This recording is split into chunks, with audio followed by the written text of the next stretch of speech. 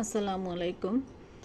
তো আজকে যখন আমার হাজব্যান্ড বাজার করার জন্য বাজারে গেল, সাথে ছুটি থাকার কারণে আমাকেও সাথে নিয়ে গেল।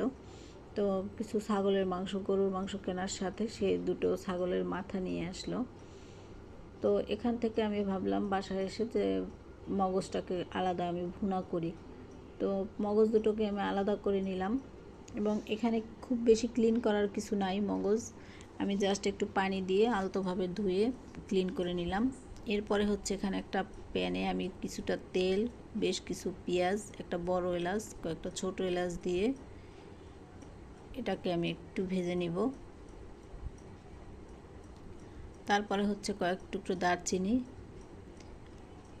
দিয়ে এটাকে আমি একটু মশলার সাথে পেঁয়াজটার সুন্দর একটা ঘ্রাণ যাতে বের হয়ে জন্য একটু সামান্য 2-1 মিনিট ভেজে নিব।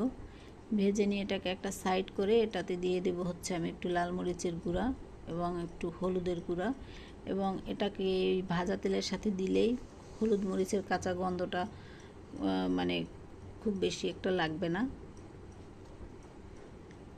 ভাজা তেলের সাথে ভেজে নিলে হলুদ মরিচের গন্ধটা থাকে না। এরপরে দেব হচ্ছে আদার পেস্ট, এটাকেও এটার সাথে মিক্স করে আমি একটু নেড়ে চেড়ে নিব।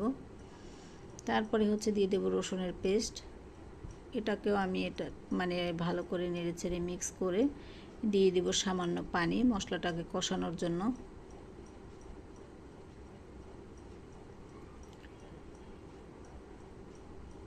এরপরে মশলাটাকে কষানো হয়ে গেলে বাকি যে মশলাটা ছিল ওটা আমি দিয়ে দিব।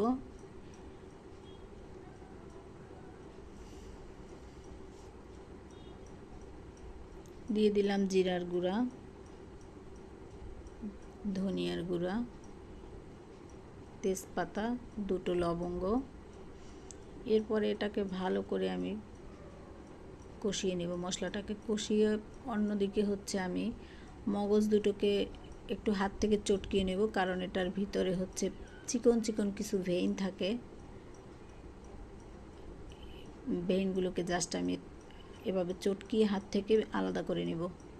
এই যে দেখেন, হাত থেকে চটকানোর পরে হচ্ছে ভেইনগুলো হাতে চলে আসছে। একটু পানি মিক্স করে নিয়েছি আমি, চটকাতে সুবিধা হয় যাতে।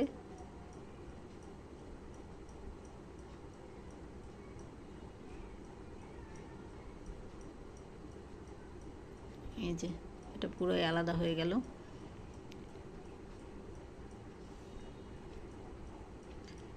এরপরে মশলাটাকে আমি আরেকটু ভালোভাবে কষিয়ে নেব।